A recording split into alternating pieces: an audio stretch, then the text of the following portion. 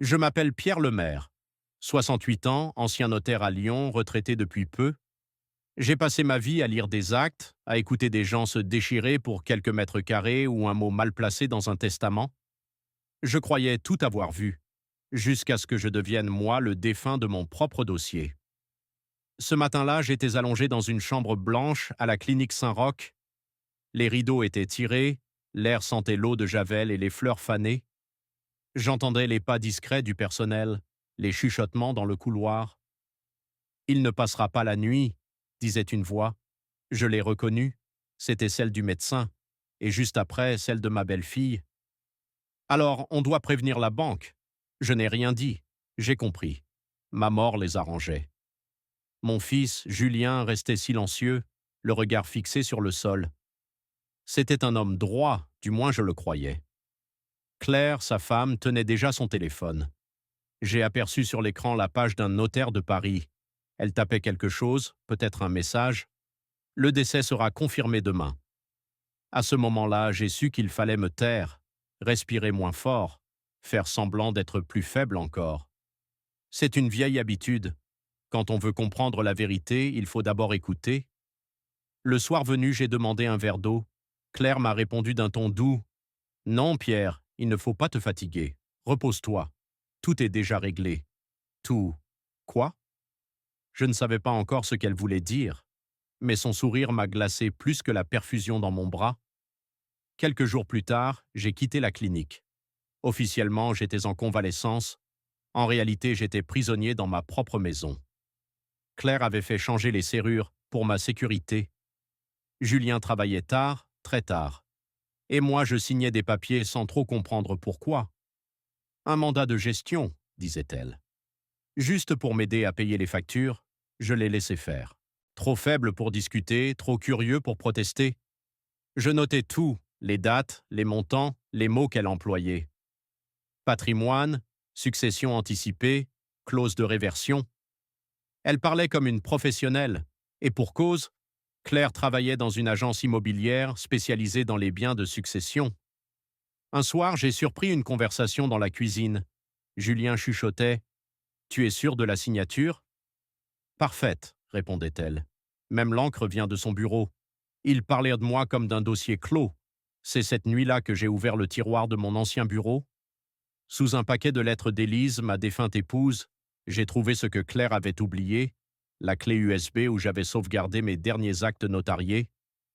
Parmi eux, un projet de testament daté de quelques mois avant mon AVC, et surtout un brouillon que j'avais gardé pour moi, une clause différée de validité, une phrase minuscule mais suffisante pour tout changer. Toute disposition ne prendra effet qu'après vérification formelle des circonstances du décès. Je l'avais rédigée par habitude professionnelle, sans savoir qu'un jour, elle deviendrait mon arme. Depuis ce soir-là, j'ai cessé d'être malade, j'ai commencé à observer, chaque mot, chaque sourire, chaque appel passé depuis le salon pendant que je faisais semblant de dormir. Et plus je les écoutais, plus je comprenais. Ma mort n'était pas une tragédie pour eux, c'était une opportunité. Les premiers jours après mon retour à la maison, tout semblait organisé pour mon bien. Claire répétait « Pierre, tu dois penser à ta santé, laisse-nous gérer ». Et Julien acquiesçait, le regard ailleurs, comme un homme fatigué d'avance. Ils parlaient de moi au passé, déjà. Papa était courageux. Il avait une belle carrière. Comme si j'étais une archive rangée dans un tiroir. La maison pourtant était toujours la mienne. Le pavillon de Sainte-Foy, acheté 20 ans plus tôt, payé comptant après la vente de mon étude notariale. Chaque meuble portait une histoire. Le secrétaire en chêne de mon père, la cafetière italienne d'Élise, les rideaux qu'elle avait cousus elle-même. Tout respirait encore notre vie commune, et pourtant j'avais la sensation d'être un intrus dans un décor figé. Un matin, j'ai voulu aller chercher le courrier. La boîte aux lettres était vide. Claire m'a dit « Ne t'inquiète pas, le facteur passe plus tard ». Mais j'ai remarqué qu'elle glissait les enveloppes dans son sac à main en revenant de ses courses. Elle ouvrait tout avant moi. Factures, relevés, même mes lettres de la caisse de retraite. Elle disait que c'était pour éviter que je me fatigue. Je n'ai rien répondu. J'ai appris dans mon métier que le silence est souvent plus efficace qu'une plainte. Les repas aussi avaient changé. Je mangeais seul, plutôt que les autres. pour ne pas me déranger avec leurs horaires. On me servait des assiettes en plastique pendant qu'eux dînaient sur la porcelaine d'Élise.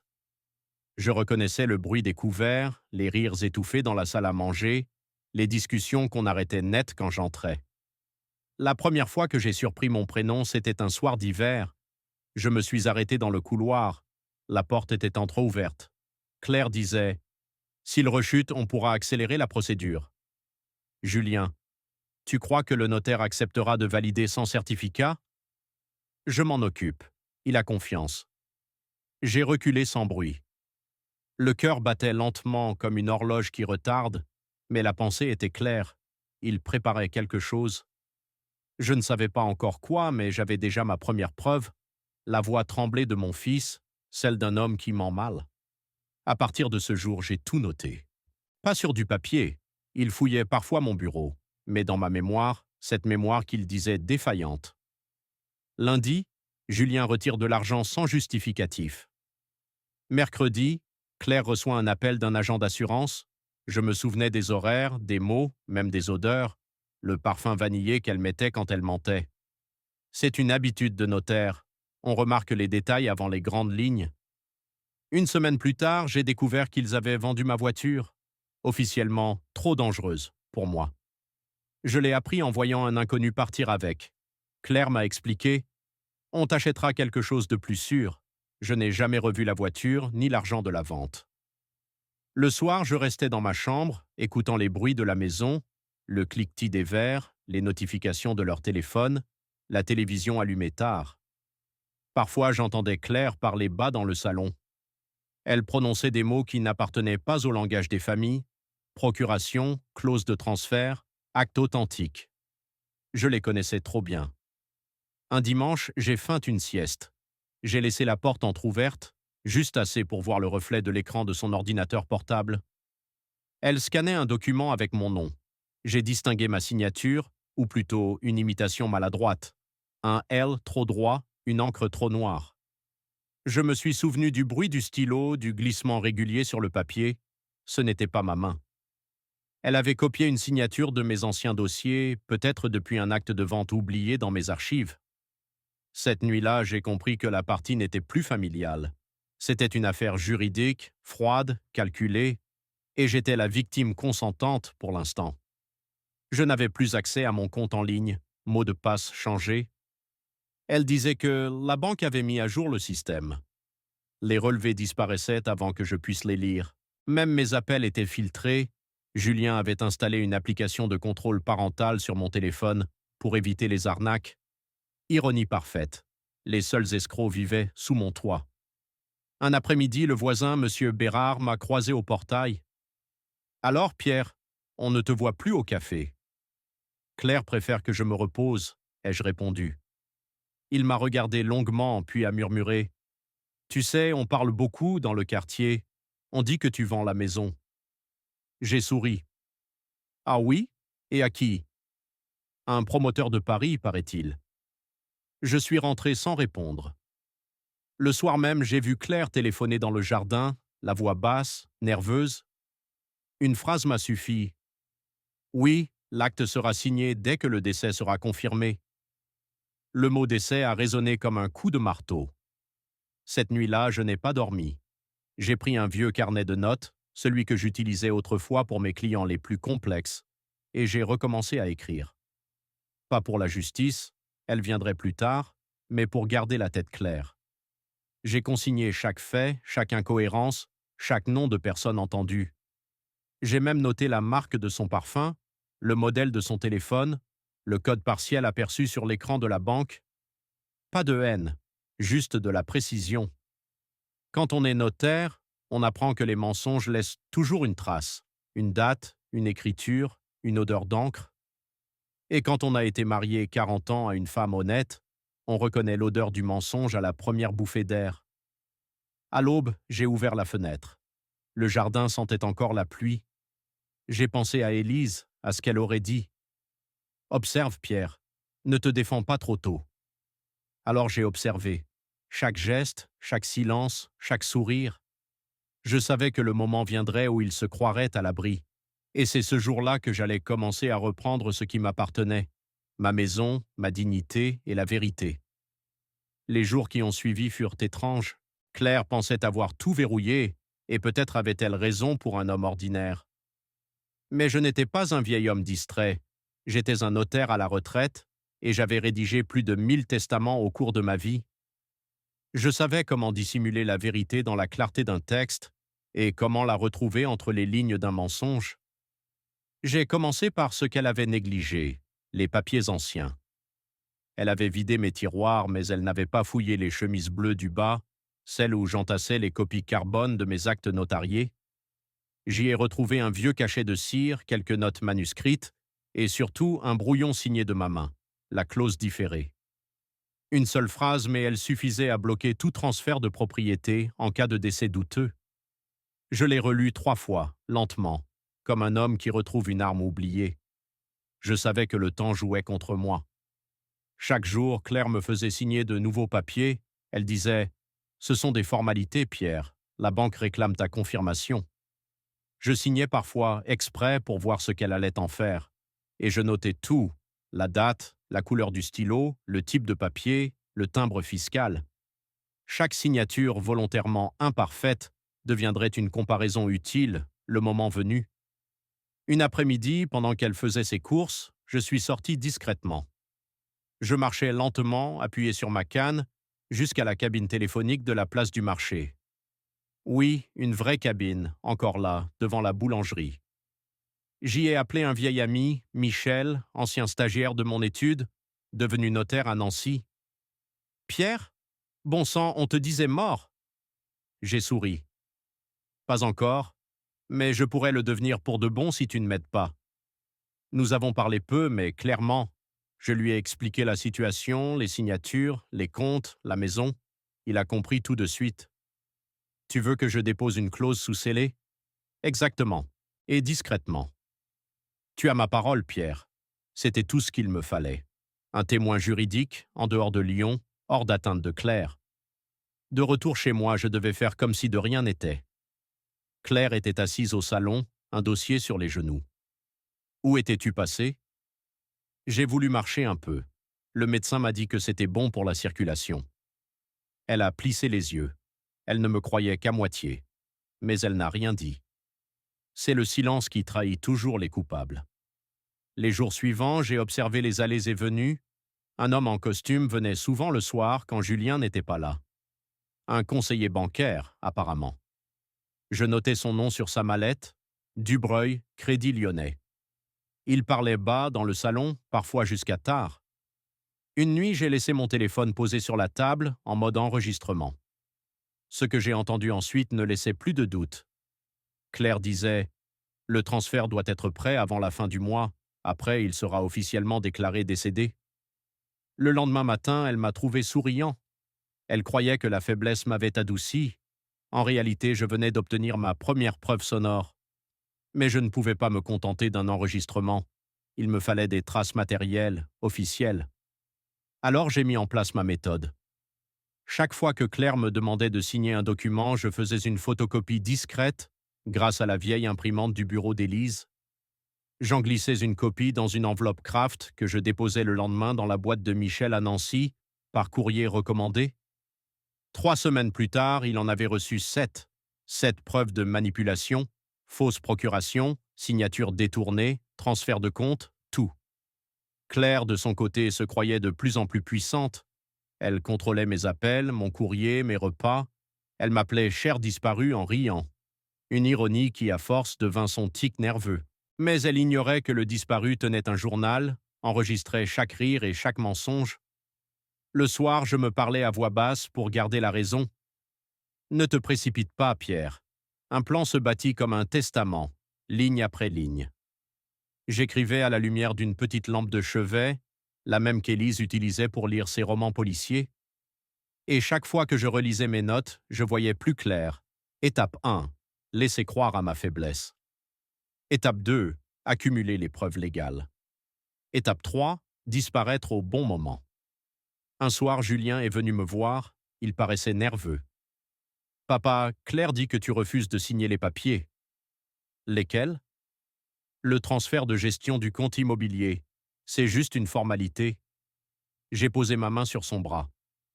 Julien, je t'ai appris qu'un acte sans témoin n'a aucune valeur. Tu t'en souviens? Il a pâli. Il ne s'attendait pas à ce que je parle avec cette précision. J'ai compris à son regard qu'il n'était plus complice, mais prisonnier. Le lendemain, il ne m'a plus adressé la parole. Mais le soir, j'ai trouvé sur ma table de nuit une enveloppe. À l'intérieur, une photocopie d'un contrat de vente avec ma signature falsifiée et un mot écrit d'une main tremblée. Je ne savais pas qu'elle irait aussi loin. Julien commençait à comprendre. Et moi, je tenais enfin la pièce manquante. Je crois que c'est ce soir-là, en relisant la lettre de Julien, que tout s'est mis en place dans ma tête. Pas un cri, pas une colère, juste une idée froide, solide. Si Claire voulait mon enterrement, elle l'aurait, mais à ma manière. Je savais qu'elle préparait quelque chose d'imminent. Elle passait ses journées au téléphone, parlait de certificats médicaux, d'organisation funéraire, de clôture de comptes. Elle avait même osé me dire, en riant, « Pierre, tu devrais choisir la photo pour ton avis de décès, tu veux ?» J'ai répondu, « Prends celle avec Élise. Au moins, elle me regardera avec tendresse. » Elle a éclaté de rire. Ce rire-là, je l'ai enregistré aussi. Dès le lendemain, j'ai commencé à jouer mon rôle. Je tremblais un peu plus, par imitation. Je parlais plus lentement, parfois je feignais d'oublier les mots. J'ai laissé ma canne tomber à plusieurs reprises. Le vieil homme fragile qu'ils voulaient voir, je le leur ai offert, scène après scène. Julien s'inquiétait, Claire feignait la compassion. Mais derrière ses sourires, je voyais déjà la hâte. Vendre la maison, encaisser, tourner la page. Pour que le piège fonctionne, il me fallait un complice, quelqu'un de confiance et surtout discret. J'ai pensé à mon ancien confrère, le docteur Roche, un médecin généraliste à la retraite qui vivait à 10 minutes d'ici. Il avait été témoin à mon mariage. Je l'ai appelé depuis la cabine téléphonique, comme la dernière fois. « Jean, j'ai besoin d'un service, pas médical, mais moral. »« Je t'écoute, Pierre. »« Je veux qu'on me croie mort. » Un long silence, puis un soupir. « Tu veux me faire perdre ma licence posthume ?»« Non, juste ton écriture, une ligne sur un papier. » Il a ri doucement. « Tu n'as pas changé. Passe demain matin. » Le lendemain, il m'a reçu dans son salon. Je lui ai raconté tout sans emphase, les signatures, les comptes, le faux notaire. Il a compris tout de suite. Il a rédigé sur un papier à en-tête une attestation de décès probable suite à complications neurologiques. Pas une falsification totale, juste un constat préalable à confirmation hospitalière. Assez pour tromper un œil pressé, et Claire n'avait jamais eu la patience de tout lire. Je l'ai remercié d'un simple mot. « Tu m'as rendu la vie, Jean. » De retour à la maison, j'ai caché le document dans le tiroir du buffet, celui qu'elle ouvre toujours. 2 jours plus tard, elle est tombée dessus. J'étais dans le jardin, feignant de m'assoupir. J'ai entendu le bruit sec de la feuille qu'on plie en deux, puis le claquement de la porte. Elle a appelé quelqu'un immédiatement. Sa voix tremblait d'excitation. « Oui, c'est signé, c'est fini. » Le soir, elle m'a servi un verre de jus d'orange. Son ton était doux, presque tendre. « Tu as bonne mine, Pierre. Demain, tu pourras te reposer pour de bon. » Je l'ai regardé droit dans les yeux. « C'est tout ce que je souhaite, Claire. » Le repos. Elle n'a pas compris le double sens. J'ai passé la nuit à préparer les derniers détails. J'ai mis dans une enveloppe les copies de toutes les preuves, relevés, enregistrements, signatures, photos du contrat falsifié. J'ai ajouté une note manuscrite, à ouvrir uniquement en présence du notaire Michel Dubreuil, Nancy. Le tout envoyé par courrier express au petit matin, puis j'ai attendu. Le plan devait se dérouler naturellement, sans précipitation, et il l'a été. Vers la fin de la semaine, j'ai eu une crise, une simple syncope provoquée par la fatigue et un peu de mise en scène. Claire a paniqué, pas par peur pour moi, mais parce que son scénario devenait réalité. Elle a appelé le médecin de garde, précipité les démarches. Je me suis laissé faire, immobile, les yeux clos. J'ai entendu la sirène de l'ambulance, les pas pressés, les mots prononcés à voix basse. Décédé à 23 heures passées. C'était dit. Mon acte de disparition était signé, officieusement. Je suis resté mort 3 jours. assez pour qu'elle contacte le notaire, le banquier et les pompes funèbres. Pendant ce temps, Michel, à Nancy, recevait la confirmation du décès et activait la clause différée. Une procédure simple, automatique, mais redoutable, suspension de tout transfert successoral, notification au parquet de Lyon, copie envoyée au Conseil supérieur du notariat. Claire venait, sans le savoir, de bloquer sa propre fraude. J'observais tout à distance. Jean, mon complice, me prêtait une chambre dans sa maison à quelques kilomètres. J'avais coupé le téléphone, fermé tout contact. Le monde me croyait mort, et c'était parfait. J'avais enfin la liberté d'un fantôme. Le dimanche suivant, j'ai lu dans le journal local « Cérémonie prévue pour M. Pierre Lemaire, ancien notaire de Lyon. Messe à Sainte-Foy, suivie d'un vin d'honneur offert par la famille. » Un vin d'honneur. Claire célébrait ma mort comme une promotion. Jean m'a regardé et a dit « Tu vas y aller, j'espère ?» Bien sûr. Un enterrement sans le mort, ça manque de réalisme. Nous avons ri doucement, puis je suis resté silencieux un long moment. J'avais peur, oui, pas de la mort, mais du ridicule. De ce que ma vie était devenue, une farce juridique. Mais j'avais aussi cette lucidité que donne la colère contenue. La vérité n'a pas besoin de hurler pour faire du bruit. Alors j'ai préparé mes vêtements, costume sombre, lunettes fumées, chapeau beige. J'ai taillé ma barbe, changé de voix, ajouté une cicatrice postiche au coin de la joue. Un déguisement simple mais suffisant.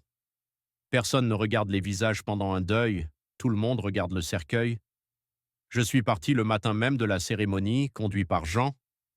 Devant l'église, j'ai reconnu la voiture de Claire, celle qu'elle appelait la mienne.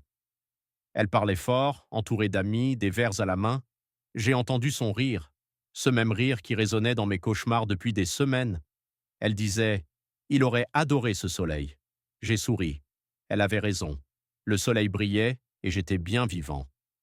Je suis arrivé devant l'église un peu avant la messe. Le parking était plein, les invités riaient, certains fumaient, d'autres prenaient des photos du grand panneau « Hommage à Pierre Lemaire ». Mon visage y souriait, figé à jamais, entre deux roses numériques. Je me suis senti absent de moi-même. C'était étrange, voir sa propre mort, organisée, décorée, commentée. Claire passait d'un groupe à l'autre, élégante, sûre d'elle, vêtue de noir mais maquillée comme pour une réception. Je reconnus son parfum avant même de la voir. Ce mélange de vanille et de cuir qui me donnait désormais la nausée. Je restais à distance, assis sur le banc près du portail. Jean, mon complice, m'avait accompagné jusque-là. Il était reparti, laissant le champ libre. J'avais promis de ne rien faire avant le bon moment. Le bon moment, c'était après la lecture.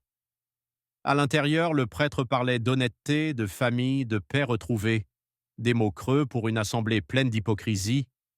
Je regardais les gens, voisins, anciens collègues, même quelques clients de mon étude venus par respect, et Claire en première rangée, posant la main sur l'épaule de Julien, en veuve parfaite. Je me suis demandé si elle croyait vraiment à sa victoire.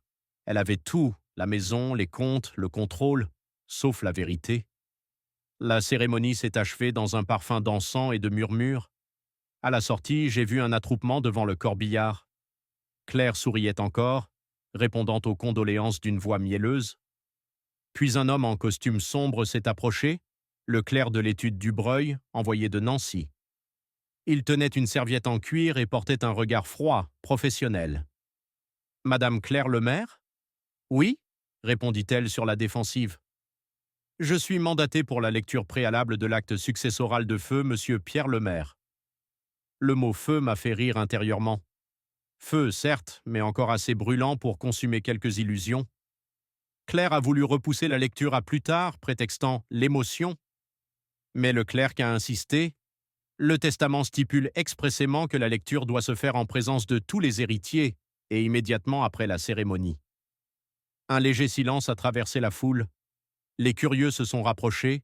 Julien paraissait nerveux. Moi, j'ai reculé un peu dans l'ombre du portail, lunettes baissées sur le nez. Le clerc a ouvert la serviette. Les feuillets tremblaient sous la brise. Il a commencé d'une voix ferme. « Je, sous-signé Pierre Lemaire, rédige le présent testament en pleine possession de mes facultés et souhaite qu'il soit lu en cas de décès constaté. » Claire s'est redressée, fière, sûr de ce qui allait suivre. J'ai vu ses doigts effleurer son sac, où devait se trouver le double falsifié. Mais le clerc a tourné la page. Toute disposition relative à mes biens est suspendue si le décès survient dans des circonstances jugées douteuses. En ce cas, le transfert de propriété, les fonds et les titres restent gelés jusqu'à décision du parquet de Lyon. Un murmure a parcouru la foule. Claire a blêmi. Elle s'est tournée vers Julien qui baissait la tête. Qu'est-ce que c'est que ça? Le clerc, imperturbable. Une clause déposée à Nancy, authentifiée et enregistrée sous scellé 3 mois avant votre première version. Les mots « votre première version » ont claqué comme une gifle. Elle a voulu protester, hausser le ton. C'est impossible. C'est moi. Je veux dire, nous avons validé avec son accord. Le clerc a fermé la serviette calmement. Madame, l'acte que vous détenez est un faux, et sa découverte a déjà été signalée au parquet. Un silence total. Même les oiseaux semblaient suspendus. Je voyais le trouble, la panique dans ses yeux. Elle cherchait une issue, une explication, un coupable. Et c'est alors que j'ai avancé. Lentement, sans précipitation, comme on entre dans une salle d'audience. Chaque pas résonnait sur les dalles du parvis. Quelques invités se sont retournés, certains ont pâli, d'autres ont cru à une ressemblance. Mais Julien, lui, a compris le premier. Il a murmuré « Papa ?» Claire s'est figée, sa main a glissé de son sac. C'est impossible. Je me suis arrêté à 2 mètres d'elle. J'ai enlevé mes lunettes. Pourtant, Claire, tu disais que j'avais bonne mine. Tu avais raison. Un frisson a parcouru la foule, des murmures, des exclamations. Un homme a sorti son téléphone, d'autres ont reculé. Claire tremblait, incapable de parler. Julien, lui, pleurait sans oser me regarder. Je me suis tourné vers le clerc. « Vous pouvez poursuivre la lecture, maître Dubreuil vous a transmis la suite ?»« Oui, monsieur le maire. » Il a ouvert un dernier feuillet. « En cas de tentative de falsification, toute part d'héritage sera cédée à la Fondation Élise Lemaire pour la protection des personnes âgées contre l'abus de faiblesse. » Claire a poussé un cri. Julien s'est couvert le visage de ses mains. Moi, je suis resté immobile. J'avais imaginé ce moment 100 fois, mais jamais je n'aurais cru qu'il serait si silencieux. Le rire de Claire avait disparu, remplacé par un souffle court, rauque. Elle a voulu avancer, peut-être pour me frapper ou me supplier. Mais 2 gendarmes, appelés par le clerc avant la cérémonie, se sont interposés. L'un d'eux lui a pris doucement le bras. « Madame Claire Lemaire, vous êtes en état d'arrestation pour faux, usage de faux et abus de faiblesse. » Le mot arrestation a résonné comme une cloche finale. La foule s'est écartée, des gens murmuraient, certains filmaient, je n'ai pas bougé. Je la regardais simplement partir, les mains serrées, la tête basse. Pas de vengeance, pas de triomphe. Seulement la fin logique d'un acte mal rédigé. Quand la voiture de police s'est éloignée, le prêtre s'est approché, pâle. « Monsieur le maire, vous êtes vivant ?» Apparemment oui, et très reconnaissant à la justice. Je lui ai tendu la main. Il n'a pas osé la prendre. Julien s'est avancé, hésitant. Il avait vieilli de 10 ans en 1 heure. « Papa, je ne savais pas. » « Tu savais un peu, Julien. Et c'était déjà trop. » Je lui ai touché l'épaule, sans colère.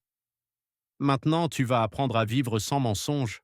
C'est une belle liberté. » Je me suis éloigné doucement pendant que les gens murmuraient derrière moi. Certains disaient « miracle », d'autres « vengeance divine ». Moi, je savais simplement que c'était du droit. Le droit, appliqué avec précision et un peu d'ironie. Le lendemain de la cérémonie, la presse locale parlait déjà de l'affaire Lemaire. Les titres allaient du sensationnel au ridicule.